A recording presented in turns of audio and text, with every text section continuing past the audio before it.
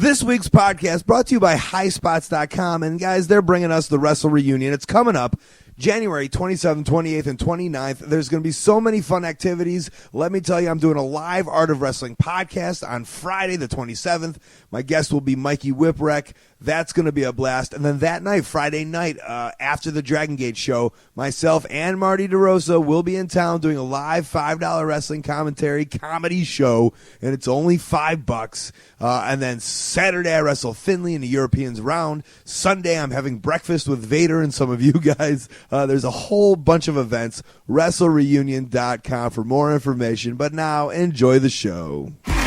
This is the Art of Wrestling with professional wrestler Colt Cabana. It's Colt Cabana. All right, hey guys, come on in. Hope you're doing well. Put in those tweaked audio earbuds just so you can listen to the Art of Wrestling, a professional wrestling podcast, a life podcast, a personal journal, an entryway into the minds, the souls, the hearts, and the lives of the people involved in the world of professional wrestling. I'm your host. My name is Colt Cabana. I am a Chicago native. I'm a friend. I'm also a podcasting personality. Most importantly, I'm a professional wrestler. We are sitting here live in the studio apartment in wintry, cold, January, snowy Chicago, Illinois. Before we go any further, though, this is a fan-supported and listener-supported podcast supported by people just like you. Yes, you. We give it to you free of charge every single Thursday on WeLoveColt.com or iTunes. Please go to iTunes and subscribe so it comes to you free of charge and you don't have to think about it. It just comes to you like a little present from me. If you do want to support, you can. Hey, how about leaving a review on iTunes, 5 stars, or say something positive. Maybe tell a friend, let people know what's going on over here. But if you got a couple bucks in your pocket and you want to keep this thing rocking, I do appreciate every purchase made over at ColtMerch.com, where I have t-shirts, buttons, pictures, posters, DVDs, and much more. A lot of fun stuff over there. Please go on over and support at ColtMerch.com. The guest this week is Pac, P-A-C, high flyer from England, over here touring. We did a little mini tour of the Midwest with himself and some of my friends. And I think this is a very important podcast, and I want you guys to all kind of pay attention and listen closely. I liked it for so many different reasons, and I want to explain what happened. We sat down, we talked, we BS for a little bit. He kept his professional hat on, though, for the first part. And what happened was, right when we finished, he just started opening up, and I was like, oh, man, that's great, that's wonderful. And then that wasn't on the podcast. And then I went and showered, and then he kind of was hanging out, and then after that, we came back together. And at the same time, we were like, I think we should turn the podcast back on, and I think we should get into it a little more. So it's so, I don't know, I love that he was able to do it and agreed to do it, and I support him all the way.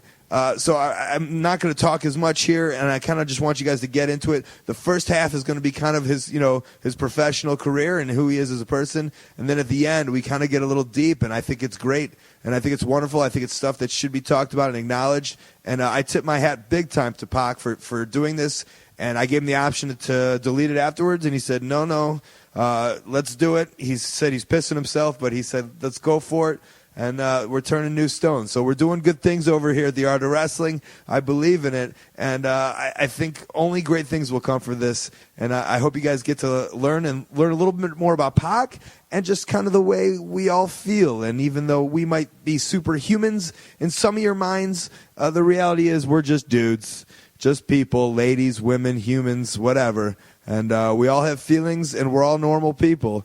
And this is why I really enjoy doing the podcast so much. So let's go into a quick song of the week, and then we'll be right back, and we'll hear all about it from our boy Pac.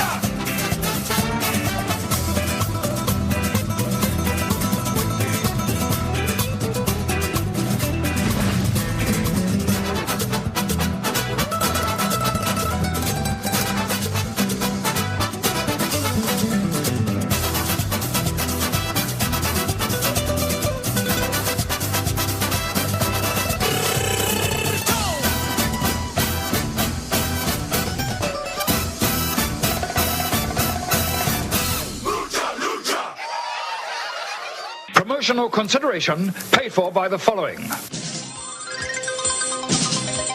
Hey guys, each week we bring you the Art of Wrestling podcast absolutely free of charge. We're able to do that because of our supporters and sponsors, so please take a second and check these guys out.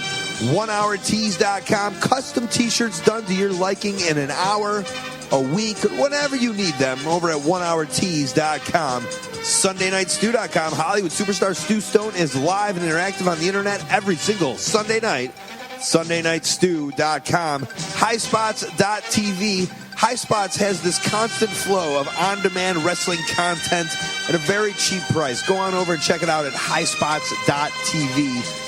MellowWebDesign.com, local, custom, affordable website design at MellowWebDesign.com, and TweakedAudio.com/Colt, the best earbuds I use every single day.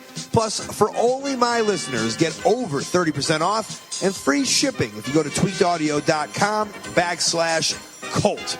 If you want to be advertised on the Art of Wrestling podcast, you can. Just send an email over to coltwrestling@gmail.com. Subject, advertising. Thanks. Hey guys, how you doing? Back on the podcast. So I'm here with Pac. How are you doing? International sensation.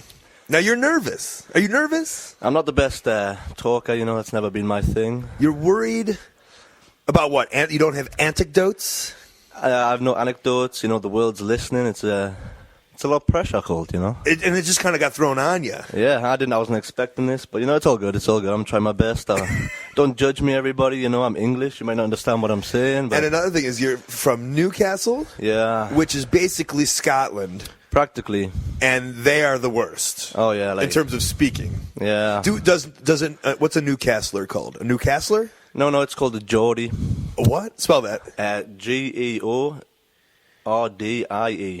Geordie. A Geordie. Yeah. And do you guys rip on the Scottish for talking weird? No, I don't think we can because we pretty much speak the same, to be honest. Yeah, so you accept and acknowledge.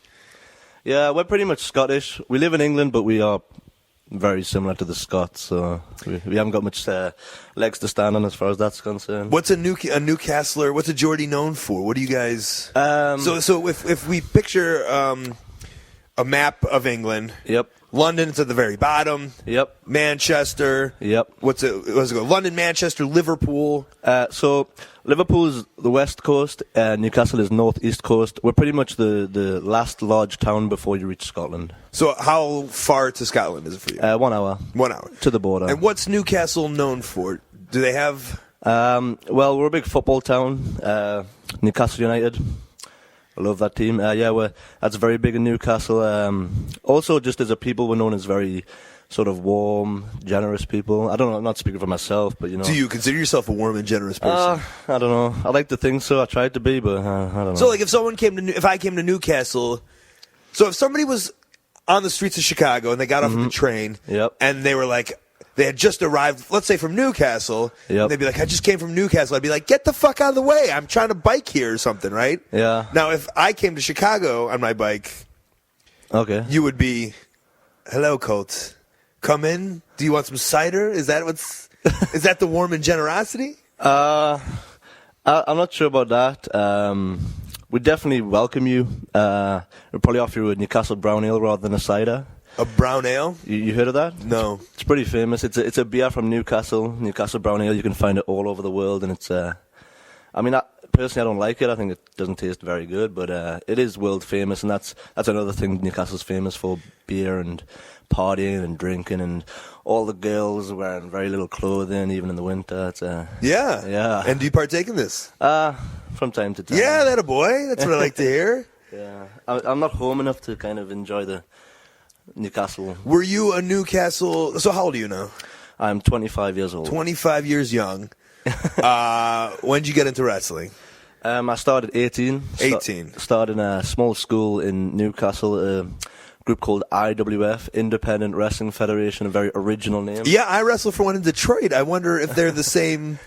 Maybe it's another branch. And there's one in Pennsylvania. Do you think they're all connected? Possibly. Do they have the same owners? Possibly, maybe. We can only assume, right? Yeah. So that you're IWF International. So, yeah. That's what your group was. IWF Northeast. Right. Yeah. Northeast of the world. So that's where I learned. Wasn't any very experienced wrestlers. I got taught the very basics, and then I had to pretty much pick up the rest as I went on. But I also did training camps down south for FWA. Yeah. Right? I did with Hammerlock and NW. I did various intensive courses. I trained with Doug Williams and guys like that. So I picked up bits and bobs as I went on. Okay, so 18. Yep. 18, you go to wrestling school, and your mom and dad say, "What are you doing?" Or they say, "Mine were like, yeah, go for it, but you're not doing this full time." Yeah, that's the same. It was more like a hobby, just enjoy yourself, but study on your. They were okay with that. Focus on your study. Yeah. They were cool, but it was just like a extracurricular club. Right. It wasn't like hockey. They never expected anything to come from it. And did it cost money? It did. We used to pay weekly fees. I think it was 15 £15 a week. Jesus. Which I threw down $2,000, man. And I always hear these. Yeah, I think I had it good. Yeah, but at the same time, self-admittedly, it wasn't the greatest. Oh no! I mean, my training was good. I paid this money, but I'm not exactly sure what I was getting out of it. I mean, I was getting ring time. You got the ability to see a ring on television and be like, "Holy shit, I can actually go into it." And 15 pounds a week is the equivalent of like a nice meal. So it's basically you went to a nice meal every week. At the time I was a student, had very little money, so it was pretty much a lot of my disposable income. So after training, I wasn't left with much. So yeah, it was kind of expensive to me at the time, You're an unbelievable aerial flyer, right? I don't know about that. Well, I mean, fuck off. You do crazy shit. And I don't know, but I'm guessing somebody was like, dude, you have to get out of here. Go see Doug Williams or go to London. Am I correct in saying that? Like, were you a big fish in a small pond? I don't think so. What happened was I received my training, if we can call it that, and I started working the local indies around the Newcastle Northeast area. And what happened, I'm not sure if you know a guy called Mark Sloan. Yeah, of course. But Mark Sloan came to a show in Middlesbrough, a group called 3CW. It's one of my very, very early stage of my career. What year was this? I might have wrestled there. I think this is 05, possibly. Was I on that show? No. You don't even remember. You didn't. Okay. No, you weren't on this. You weren't on the show, Colt. But I was part of this show, and Mark Sloan was in attendance. He was up with a few guys from FW Academy at the time, and I guess he saw something in me when he saw me wrestle, and he actually when he invited me down for an intensive course at FW Academy to train with. Did you get scholarship? I wouldn't call it. Kind of. It was. Did you pay? No. He can invite everybody. Yeah, no. Mark did this as a favor to me, and I'm obviously very, very grateful. And Mark, for those who don't know, I mean, Paul Burchell. That's right. Right. Yep. Kat. Yep. A lot of guys that are now in WWE went through Mark's school. So Mark knows his stuff, especially in England. He's definitely one of the best guys to go to as far as training is concerned. For him to come up to you and be like, "You got to come down with me."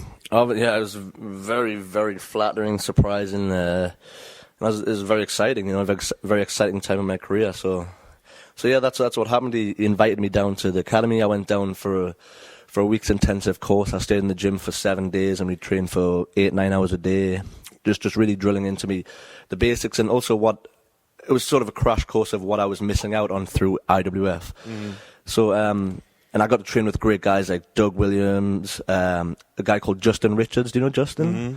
He's sort of more of amateur based, but he's very, very, very good at what he does. So I learned a lot in that week. And did it so are your thoughts just so going into it, did you know? Because I had a lot of me, it was like, well, I was taught everything I know. But I knew I had good training.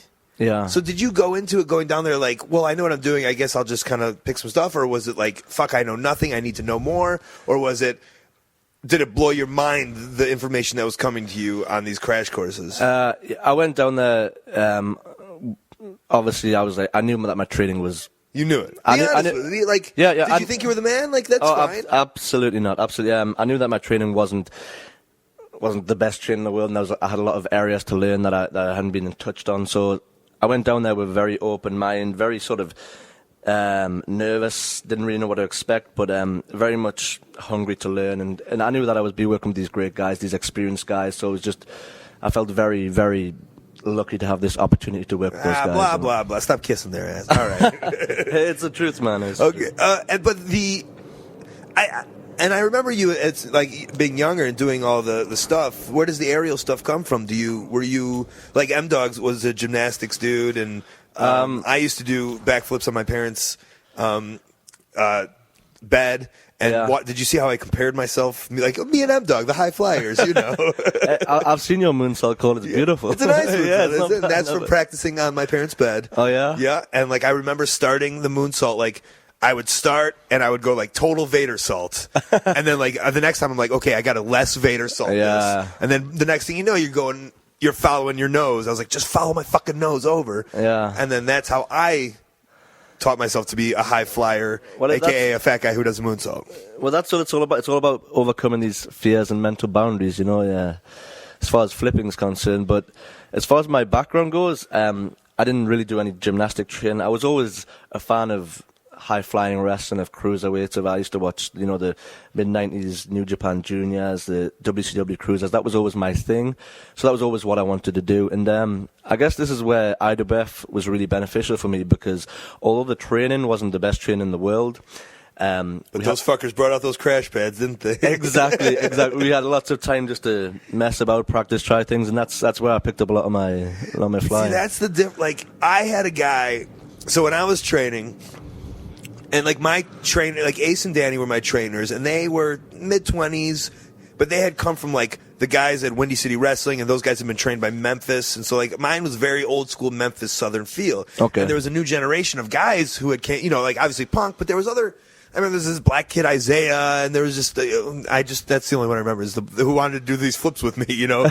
And so like there was one guy who was training, and he would go outside and he would go smoke a cigarette. Okay. And the minute he would go smoke a cigarette, we would start flipping around the ring and and trying moonsaults. And then like he once caught us, and he was like, "Hey, what the fuck you guys doing? Why don't you learn how to do an arm bar first and then do it?" And I have a little bit of that mentality, like when I'm on shows, like, "Hey, why don't you learn how to fucking wrestle before you start flipping?" But also there's that kid in me who's just like, "Okay, when they're gone, we can do it." But and there's just different variations of how people were trained. I was trained, learn the basics. When you get good at the basics, then you can start to integrate the flipping stuff. Well, I honestly, you were sorry. No, I honestly believe that's the way it should be. It should be. Yeah. But some people were just like, hey, everybody, let's flip around. Yeah, I was young. I didn't have that influence, so I just wanted to. But I'm saying where you came from, everybody was and I don't want to put the words in your mouth. Was everybody? Like, there was nobody to say, hey, learn an armbar. And was it like, hey, we did 10 minutes of running the ropes. Let's grab the crash pads and do this fucking silliest shit. Was it like a group collaborative thing? Was there a ringleader of let's flip around? What I think pushed me as far as the flips are concerned is my group of peers. There was maybe 4 guys who were sort of in the same boat as me. They would love the acrobatic stuff. They love the flying. So we used to push each other and try and push each other to do new things, and that's how it elevated. But as far as the layout of our training, we'd always do the basics first, like you said, the arm bars, the technical, the bumping drills, all that sort of stuff. And then if we had spare time at the end, maybe the last 30 minutes, and it would be you 4 specific guys? Yeah, there's 4 guys. And then who was the leader of the training school? Would he leave, or he'd just sit in a chair and watch? I'm not too sure, really. I guess he watched, but he wasn't opposed to what we were doing too much. And also because these guys weren't crazy experienced wrestlers, so they wanted us to kind of, I don't know, bring something else to the show, because there was a lot of heavyweights, a lot of technical wrestlers, and at the time there wasn't really many flyers or cruisers, so I guess he kind of wanted us to develop that, but he also made an emphasis on the basics. For his own selfish need of on the card. Exactly. We need somebody to break their necks, because I'm not doing it. That's what he's saying to himself. Well, I guess so, man, but that's kind of how I learned, really. So these other 3 guys, are they in wrestling? They were, but they kind of fizzled out. So they're not in anymore? One of the guys who's actually a really good friend of mine right now, he wrestled his Little Dragon, an original name, just like IWF, but he wrestled as Little Dragon, and he wrestled for a short period, but he kind of lost interest a little bit, lost passion. So. What was? We got to talk about Pac, the name. Yeah. Woo. Yeah. I mean, you've probably gotten a lot of grief, probably from myself included, but you Yep. stuck to it.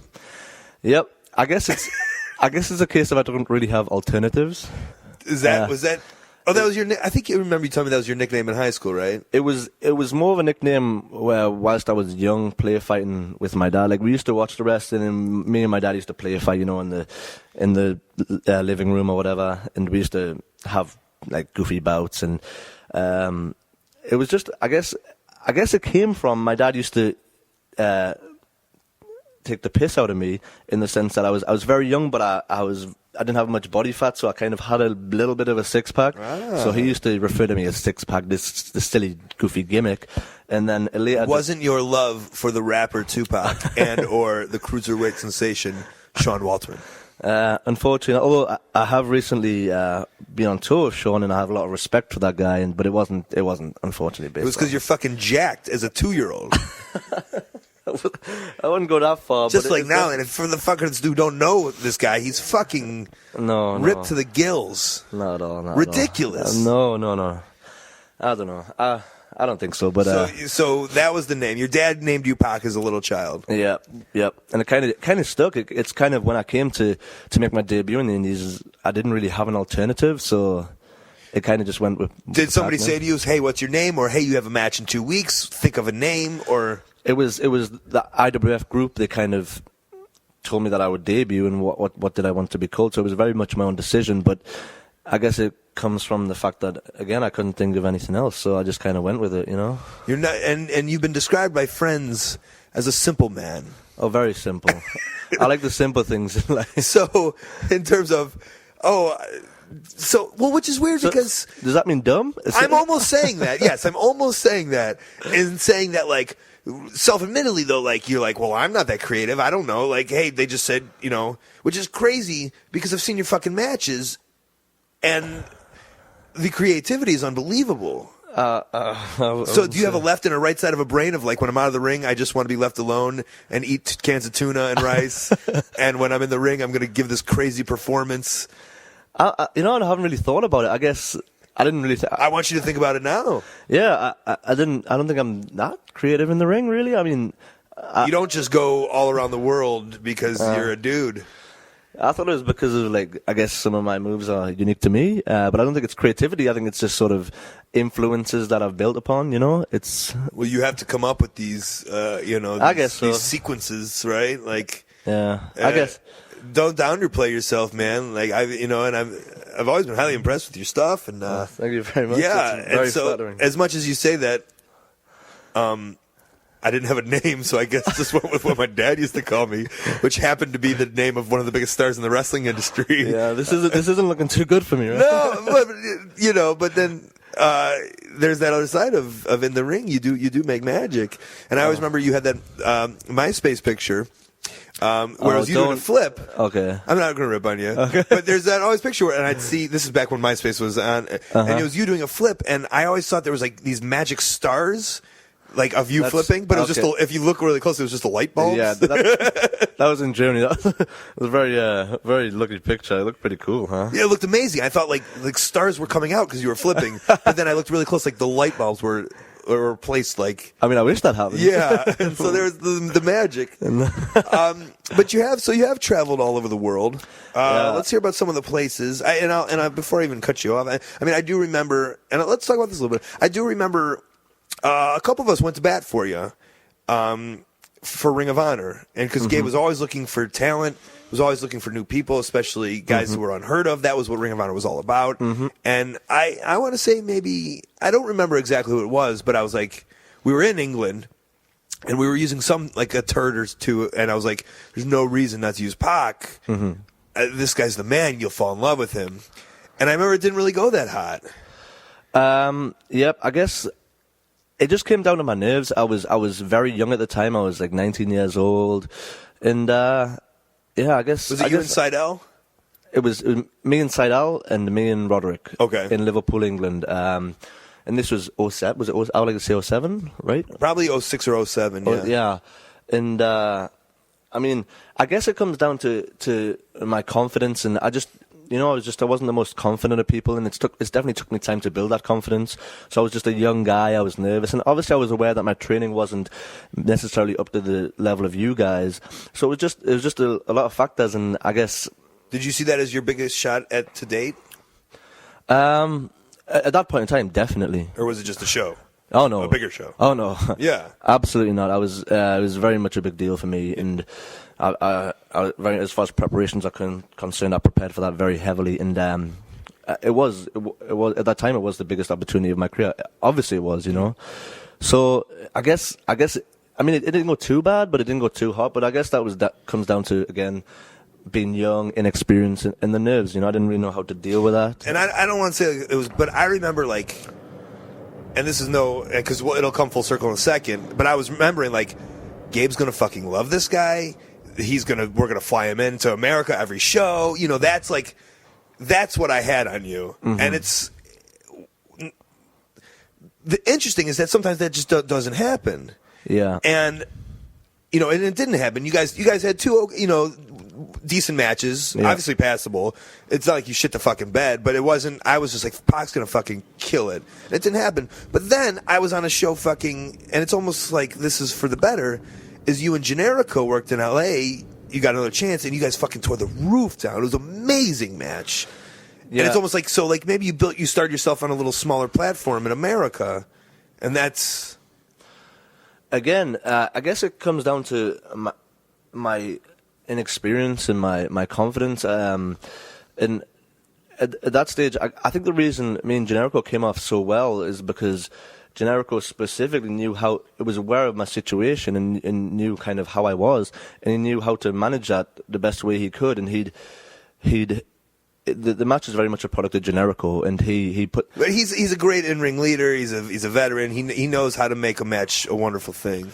Yeah, and he definitely brought out the best in me, right. because obviously first time in LA I was very nervous and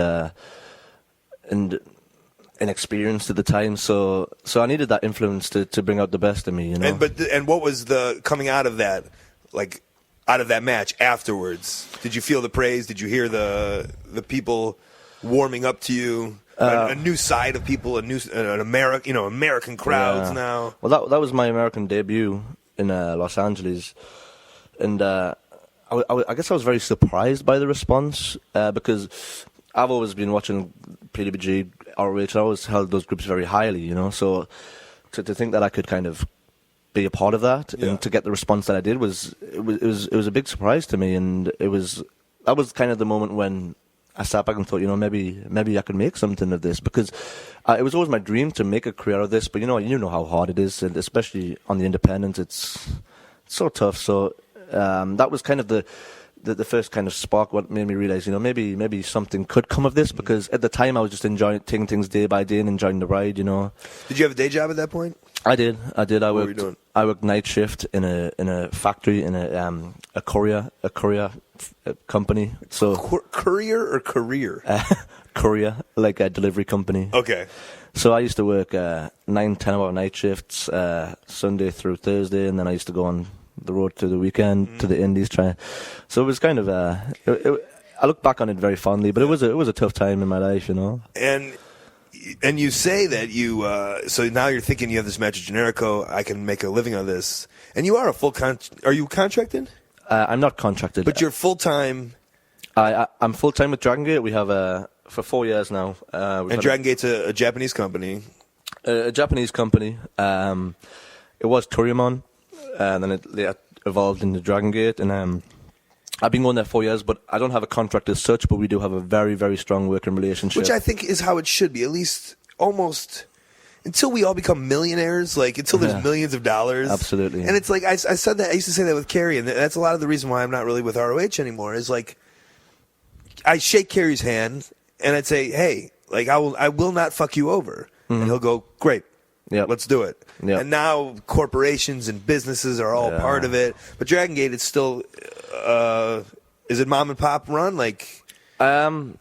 Is it a giant corporation of some sorts? Or it seems like it's a lot of the boys. Yeah. And Seidel or Bourne would always say, it's they would all put the chairs up. They would all take the chairs down together. Are you involved in that? Absolutely. That's the way it is in Dragon Gate. Everyone is together for one purpose, one goal. Everyone teams together to, and it is very much like a family, and that's why I love Dragon Gate so much. You know, I mean, when I first arrived, they took me in, and I've learned so much there. They've done so much for me. They treat me so well, and that's why I've got such an affection for the company, and that's why I like going there so much, because they have treated me so well, and everyone. It's a real unity. You know, it feels like a real unity. The locker room really pulls together. Even with, so do you speak any Japanese? I speak bits. I'm not fluent by any means, but I know. Have you made a real, like, do you have like a really good friend or friends over there that don't speak?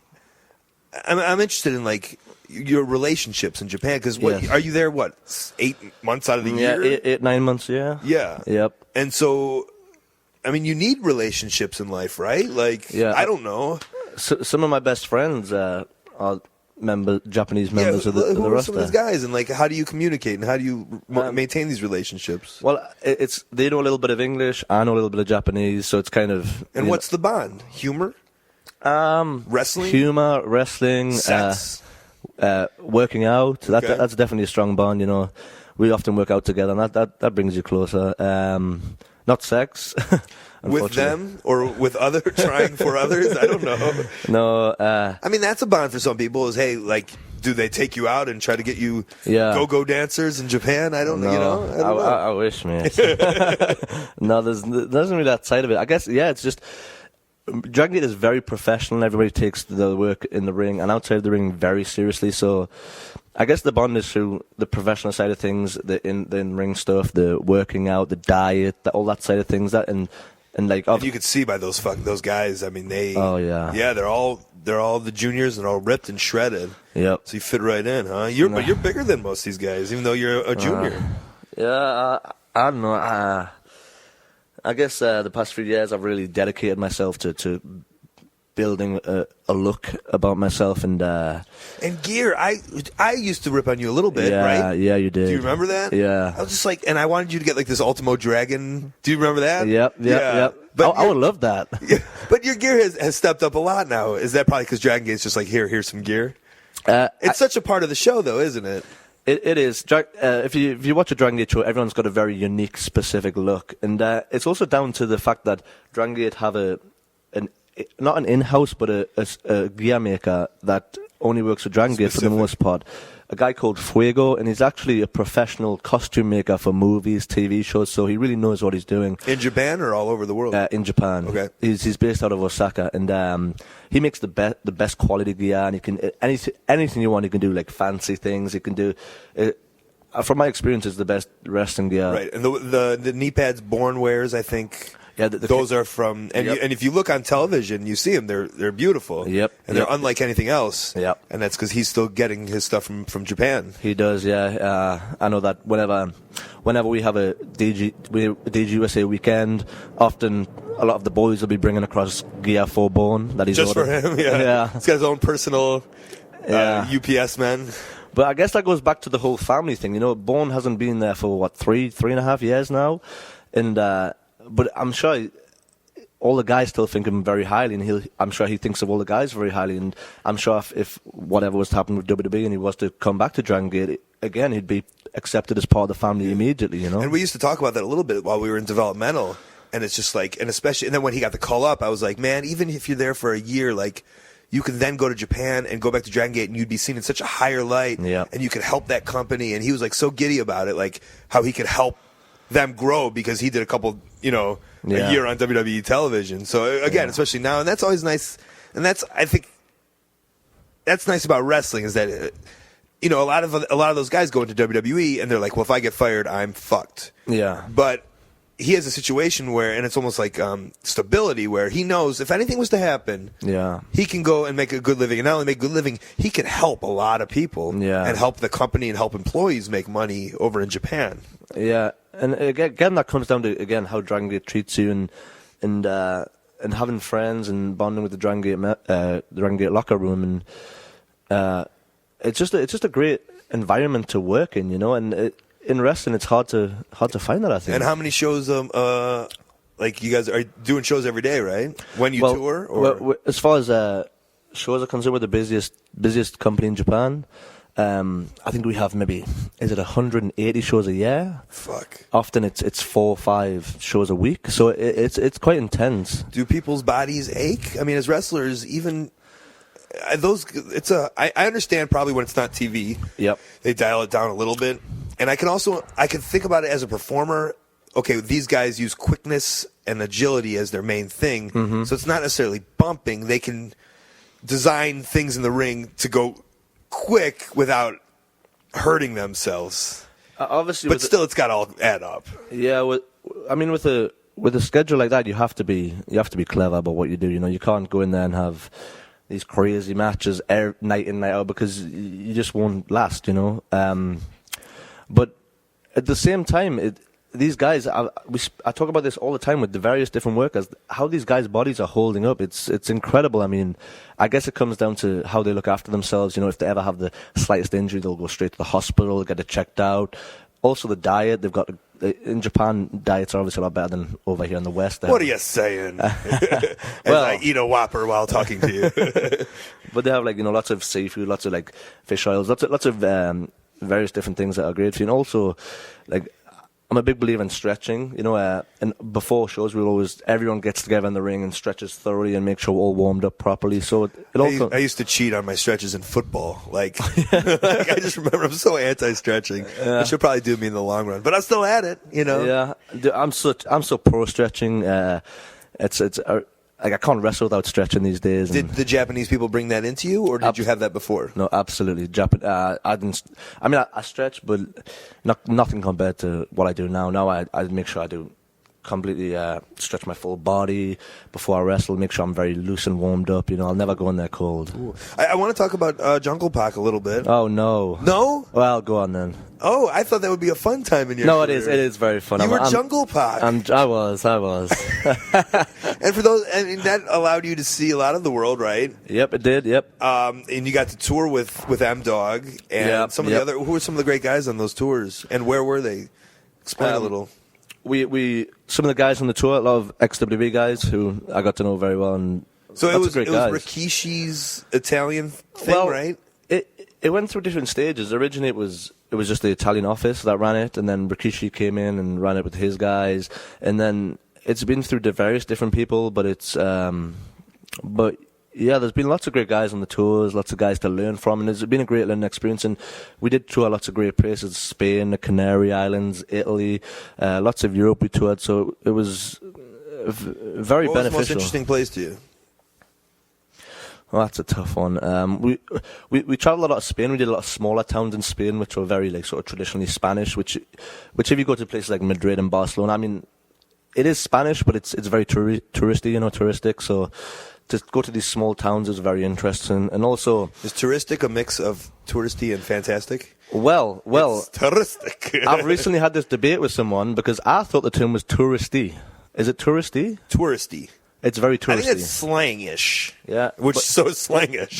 But the person I was talking to was adamant that touristic was a word, but I'm sure it wasn't. But they kind of put me in my place. So. And you've now. I've used now implemented it into a podcast, documented. No, I mean, I think it's I would say if you're going to a place and it's great, and it's a wonderful experience, it's touristic. Yeah, it is. This has been touristic. Maybe we'll work on this, try and get it in the dictionary. Yeah. Well, what did we have? Were you in this conversation yesterday? What was it? Brang? Yeah. Brang is not a word, but that wasn't me. I had a corrected funner. Funner. And this was brought through Generico's translator because he was saying it in Spanish. But funner is not. Funner should be a word. It should. Why wouldn't it be a word? It makes so much sense. I mean, what else? What do we use right now? Better? Most fun. Most fun. It was the most fun experience. That's rubbish. It was funner. That doesn't work. It was a funner touristic experience going to Spain, small towns in Spain. This is innovation right here. Yes. Hey, we're making changes. Why not? Funner touristic experiences in Spain. Okay, so the small towns in Spain must have been an experience. That was, and also. We toured the Canary Islands, which are small islands off the coast of Africa, and that was. And are you treated like gods? In terms of hotels, in terms of food, in terms of We tread very well. Yeah. I mean, NWE was a company with lots of sponsors and lots of money behind them, so they had big money backers. So, yeah, we got tread very well. And you're just this Geordie schmuck. Yeah, huh? And the day before that tour, you were probably begging your friend for money for an orange, and the next thing you know... Oh, mate, every day I was pinching myself. Yeah. You know, it was... Even now I'm pinching myself. I'm in Chicago talking to you. You know, Yeah. like, I should be in some shitty factory in Newcastle, England, you know. Making a courier. Yeah. Jungle Pac. Explain what Jungle Pac, because I might have seen pictures and some YouTube, but what was it? Yeah. So Jungle Pac, NWE was they wanted a very family-oriented product, and they wanted all these wacky gimmicks. So the office pretty much came at me with this idea, and I guess it's because I kind of look a little bit like Tarzan with the hair and everything. So they came up with this idea, and it just seemed like a lot of fun. So we ran with it, and basically it's just kind of Tarzan mixed with a monkey. Like it's pretty much just goofing off being a monkey in front of thousands of people. Did you have Did you ever have like a monkey with you? Did they? Oh, I wish. No, okay. I don't know if they. No, that would have been awesome, though. I would love that. So you wore like little skimpies? Like a little loincloth. Did you have anything underneath it? A very, very small pair of trunks. And you would perform in front of 5,000, 10,000 people? Yep. What was the biggest house? Was it the Ultimate Warrior one? Ultimate Warrior, 16,000 people. Wow. And then like after that, what was the next biggest house?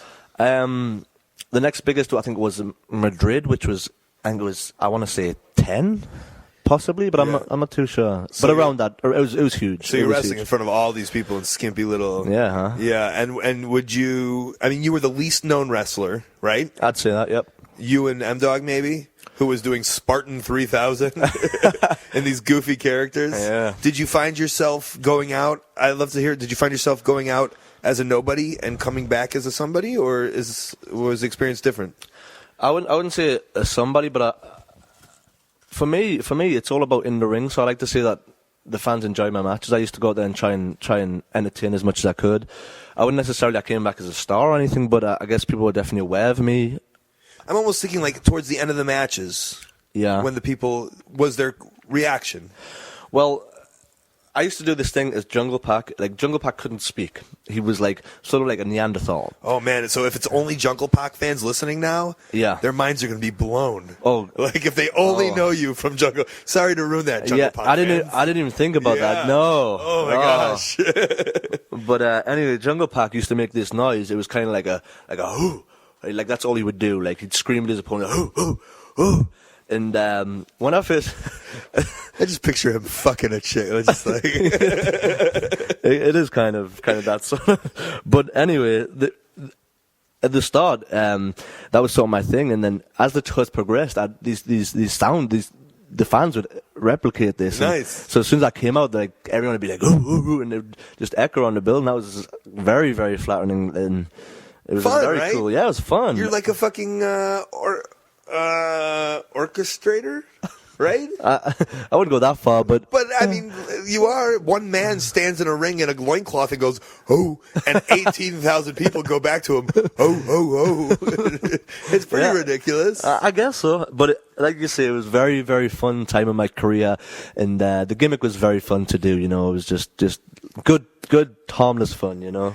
Cool, man. So, I mean, going forward with your life and your career, 25, you've already traveled around. You're an unbelievable athlete.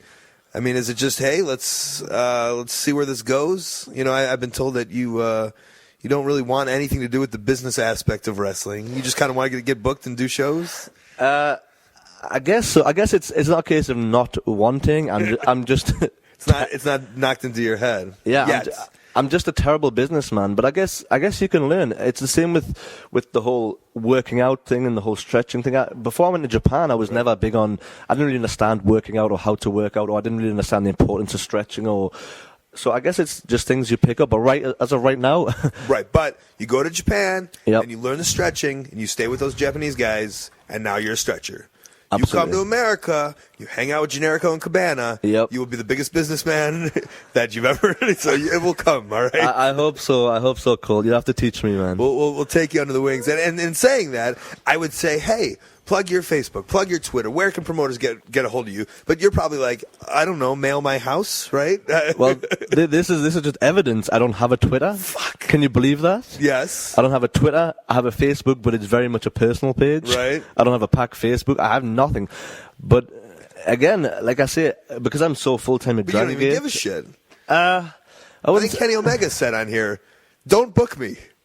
Nobody. Leave me alone. I want to do my own thing. Don't talk to me, promoters. I wouldn't say I'm that extreme, but that's definitely. But yeah. And then he was like, I well, guess. I mean, if you have something cool, then you can get in contact with me. Yeah, if it's a tropical island, please Right. get in touch. Yeah, but otherwise you're just hanging out wrestling, huh? Yeah, like I wouldn't say I wouldn't go that far, but I take it day for day. And right now I've got a job, so I'm in this economic climate. I'm very, very grateful to have a job, and I just take things as they come. You know, obviously, but I am getting better, and I am starting to get real goals. But I never.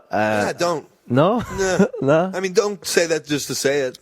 No, Like, but if you don't have them, don't have them. no, Fuck it. no, but maybe 2 years ago I was very content, but now I'm definitely getting the way whereby I'm starting to have goals and aspirations, and but again, right where I'm at right now, I'm very fortunate. I'm very, very grateful for what I have. So Is it all wrestling? Is there passion outside of wrestling? Besides anything wrestling? Because I have this problem a little bit, but I do have my passions. yeah. Like, do you have any bizarre stuff that nobody knows about? Like, do you love canaries? Maybe just their islands? I don't know. Not really. I'm a big soccer fan, obviously. Soccer. Being English. I don't want to hear about the fucking British and their soccer. I really don't. I'm sick of it. Recently, I've been a big, as weird as it sounds, an almost Scottish Englishman, but I'm a big reggae music fan. Yes! Yeah. See, this is interesting. So I'm really big into Is that why you were loving the reggae subterranean? Absolutely. Okay. Yeah, I don't know what it is, but it connects to me. I love reggae music right now, and so I guess that's another one of my Good. passions. I like it. Yeah, and I don't know. Like, I guess wrestling's my main thing. Okay. Sing me some reggae on the way out of here. Oh no, don't Sing some fucking reggae. don't you dare make me do this. I've got a friend who can sing some reggae. Da, da, da, da, da. Yo, come here. Oh, here. Pac, No, he's too shy. sing me a song. That's some pretty good reggae. Now you take over, man. I can't, Let man. me hear the music. Dude, don't do this to me. Let it flow. British Scottish man. Smoking some ganja. No, man. Go. I can't, dude. I can't, man. You're embarrassing me. Come on. Sorry, Alright. Colt. And how can I ever match up to this reggae? Yeah, all right. Well, at least say goodbye in a Jamaican accent. You're a man. I'll see you later, man. No, that was terrible. That was my best That was attempt. going to be good. Okay. You totally put me on the spot, man. Come on. Okay, ma'am. Goodbye. See you later. It's Colt Cabana. Okay, so we just closed down this interview, and then we've all been kind of chit chatting and talking. And realizations.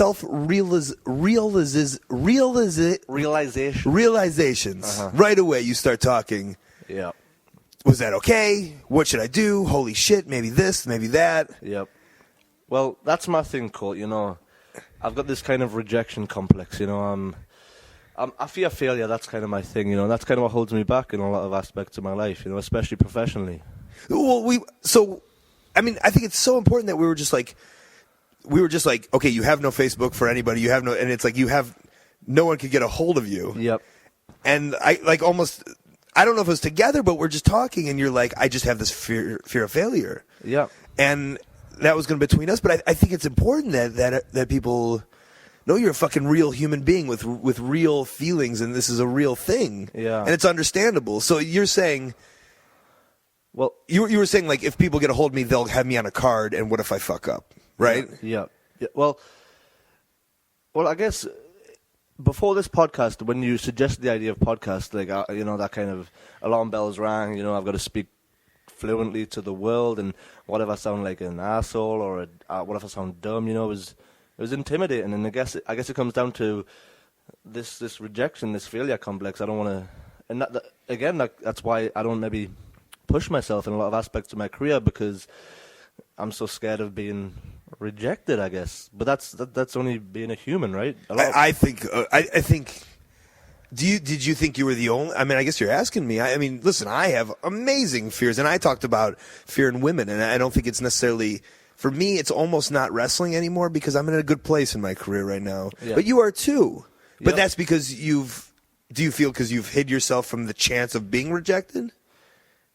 To a certain extent, I think so. I mean, you talk about your complacency and you feel safe in Dragon Gate USA. I feel like I've got a spot there, you know, Right. and I don't want to rock the boat because I have a job, you know what I'm saying? If I go somewhere else and fail, where does that leave me professionally, you know? So is it fear? Is it professionally or is it like is it emotionally?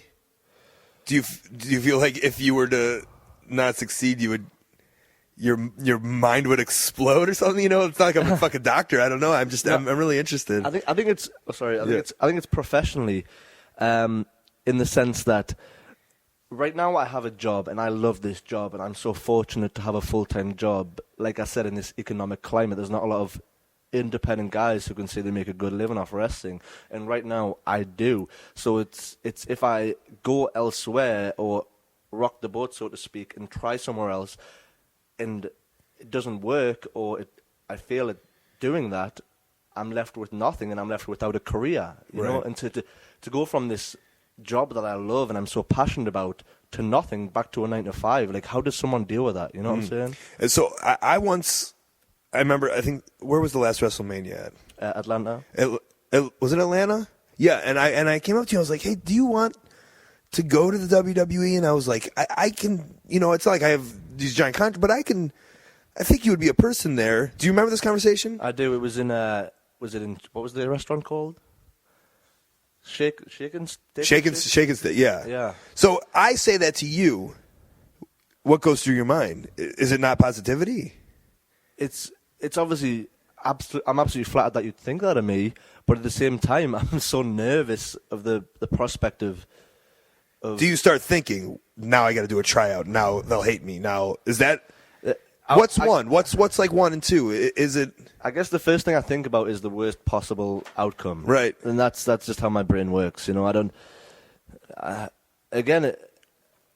Through my career, I started with very little confidence, and I've built it up over time. And now I feel like I'm a confident person as far as in the ring concerned, and as far as I feel like I'm good at my job, if that makes sense. But at the same time, going to a new environment where nobody knows me, and people could hate me, you know, and then where does that leave me, you know? Right. But you're such a risk taker in the ring, and it seems like you're not a risk taker almost in life, huh? Yeah, is that being a pussy? No, I think. But what I think is great is that we just kind of had this conversation, and it seemed to me like you had a real. I don't know, like going forth from this point on. Do you think you change, or do you think you just hold your guns? Because you might just hold your guns. Well, and do you want to change, or do you? Oh, I absolutely want to change, and I mentioned to you after the podcast, it almost felt like a pivotal point in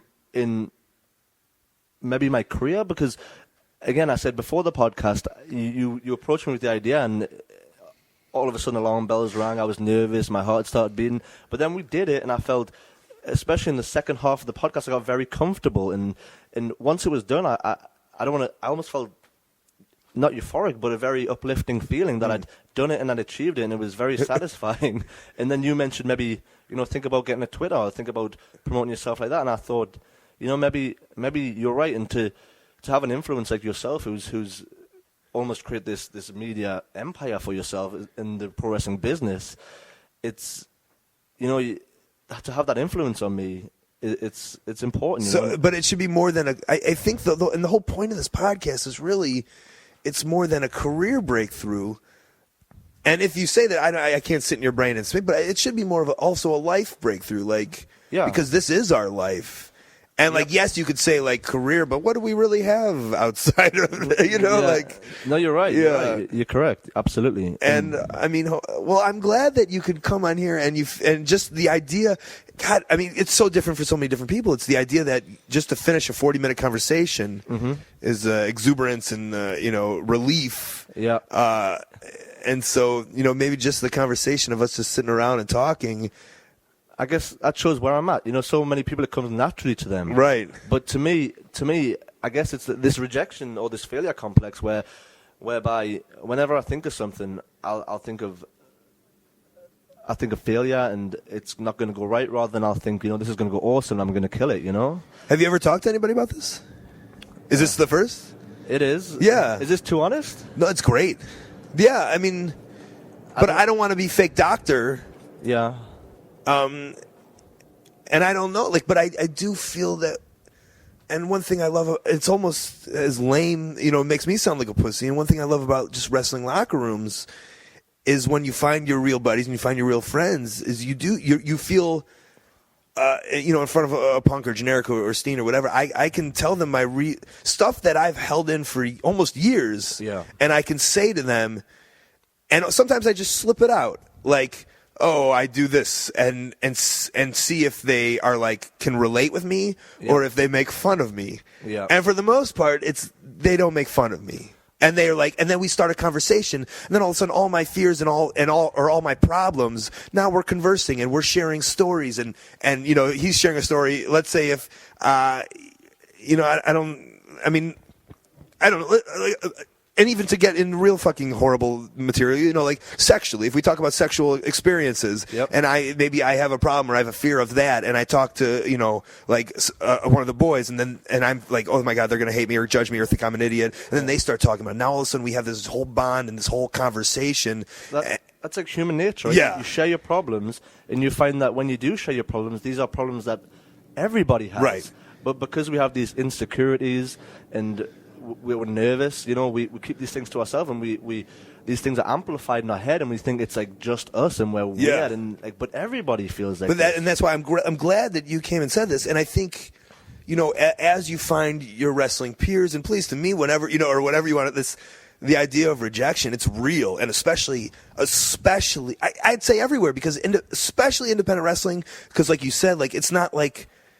I almost feel like in WWE, if you get rejected there, then you can go to independent wrestling. But where do you go after independent wrestling? Yeah. Right. And that is so real, not just for you, but for all of us. Yeah. And even in WWE, those guys feel that. And I have friends that were up there and that got, and they have nowhere to go, and they don't understand independent wrestling. That's all they know. And also there's a side of it whereby it's so hard, like I said, it's so hard to make a living in this business, this independent wrestling, this side of things.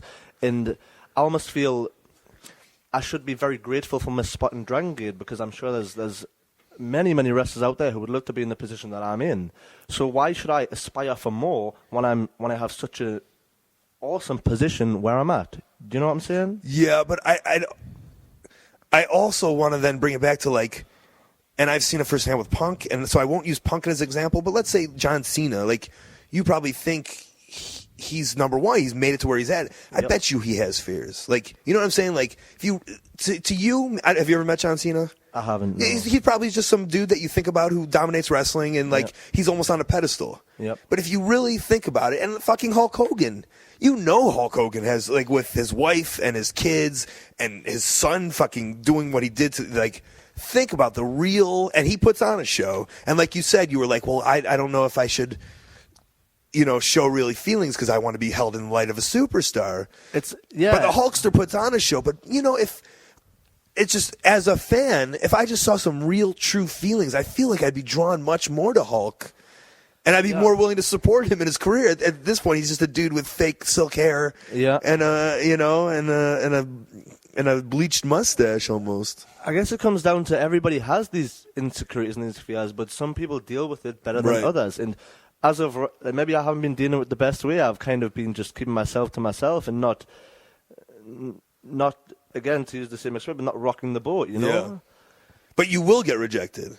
Absolutely. Yeah, know that. And that's something I need to learn to deal with. But what I think is amazing though is I in the podcast that we did is I brought up that idea with the Seidel match and the Roderick and that situation. Yep. And I didn't even know this. And is like I said, you came back and you fucking rocked it, and you came back to Gorilla, and like you didn't let that hold you back. Yeah. So no, like but know that happened in your career, and for me, my hopes of you were high, and you didn't hit them. Yep. And then you came back and you fucking rocked it, and then like when I watched you do that with Generico, I was like, I knew he had it in him. He's the fucking man. And then my hopes of you went right back to where they were. So they did dip and they did come back. Yeah. So like, and for you to say that this is like your first time of saying that. Yeah, I guess, like I said, of this idea of like you should keep this to yourself, because we try to be these stars. We try to be presenting these stars, and how can someone see somebody as this superstar, this almost, this guy, when he has all these human emotions and these human insecurities, and I almost feel like I should keep this to myself, and it's not the done thing to let everybody know about this. I mean, and then this is, and maybe I'm wrong. Maybe this is a mistake. I don't think so at all. And I know, people will reach out to you for this reason alone. I guarantee you. I mean, this is just me right now. This is who I am. Right. And before we did this podcast and before we had that conversation, I would never dream of doing this on a public forum. But, I don't know, man. Like you're someone obviously I looked up to and respect very much, and you said maybe this is how it should be. The business has changed, and maybe people can relate to the human side of me rather than just the whatever I do in the ring or whatever, Mm-hmm. I think Jimmy Jacobs is a great example of that. You see the videos that he put out of. Yep. And the response that he said that he got, I think it's changing, and I think that's important. Again, Vince holds all the cards or whatever in terms of that, but it doesn't mean that doesn't mean guys in different aspects of wrestling can't be successful with how they perceive how it should be. And we're doing a good job. And like, listen, I have my little niche here. You have your fucking in how you perform and whatever. But so I think we need to reach you out to more of the people. I think we're going to get you a Twitter account. This is the goal of this. Absolutely. This is the turning point in my life. This is when Pac stops being such a little bitch. Nah, man. But you're in a shell in an industry that wants you to come out. Yeah. And no one's going to harp on you for it. I hope not. I hope this isn't a mistake. But at the end of the day, this is just me being honest. And if people hate it, not at all. Not at all. It is what it is, and I can't change that. Good. Yes, that's what we should embrace. Yeah. You are you. That's what we're selling. We're selling you. Yeah. And I think people will love it. So what we're gonna do is we're gonna get you a Twitter. Yep. I'm gonna come back at the end of this once we put it up, and we'll say what it is, and everyone should follow him and tell Pac not how awesome he is, but maybe that you want to hear stories of people having same fears, and like this is how you make connections with people. It's interesting, and you only live once, so to learn from other people's experiences is so important. And yeah, I guess this is me, so it is what. All right. Do you feel a little more off your chest now? I do, and I feel so much more comfortable talking to you now than when we originally started the podcast. I thought it was great for Pac to do that, to come back on, to share a little, to open up a little bit. And we did. We got him on Twitter, at Pac to the Future. It's a play on Back to the Future, PAC to the Future. Follow him and tell him he's the man, or tell him not. I don't care. Tell him whatever you want. But good for him for opening up and talking and hanging out. Good times. Pac to the Future on Twitter. And that's it for this week. Before we get out of here, though, let's get into some plugs and upcoming events. All right, guys, the best way you can support ColtMerch.com. T-shirts, buttons, pictures, posters, DVDs. Please support the podcast at ColtMerch.com. My Twitter, at Colt Cabana. Follow me. See who the next guest on The Art of Wrestling is going to be, what I have to say about wrestling, or just in general, at Colt Cabana. My email, coltwrestling@gmail.com. You got something really important to say it there. Or if you're a promoter, you want to put me on your upcoming show, convention, whatnot, coltwrestling@gmail.com. I got a P.O. box. I love getting snail mail. The address is on my website, welovecolt.com. Plus, every Monday night, it takes 1 minute. We do it right during wrestling. Watch it during a commercial. creativehasnothingforyou.com. Myself and stand-up comedian Marty DeRosa. It's a fun little web series you can watch at home or on the road. And then I got a Facebook /AOW podcast. Like it. Let's talk about each episode each week. Upcoming here, Saturday, January 21st, Taylor, Michigan. I debut at ClashWrestling.com. Friday, Saturday, and Sunday, January 27th, 28th, and 29th at the LAX Westin in Los Angeles, California, theWrestleReunion.com. Saturday, February 4th, if you live in Manila in the Philippines, come see me ring announce. Facebook /WWFX Manila. Sunday, February 12th, Los Angeles, California, NWAHollywood.com. Then Tuesday, Wednesday, and Thursday, February 14th, 15th, 16th, Hollywood, California. Matt Classic will be wrestling for LuchaVavoom.com. Saturday, February 18th, San Francisco, California, AllProWrestling.com. Friday, February 24th, Berwyn, Illinois, AAWrestling.com. And then Saturday and Sunday, February 25th and 26th, in Reading, Pennsylvania, and Long Island, New York, respectively. I make my return for ChikaraPro.com. Go see those websites for more information, and come see live wrestling. Come say hi to me, and let's do it. Let's meet. Let's hang out. Let's make it happen. But that's been the episode for this week. This has been the Art of Wrestling. For Colt Cabana, I'm Colt Cabana. Thanks.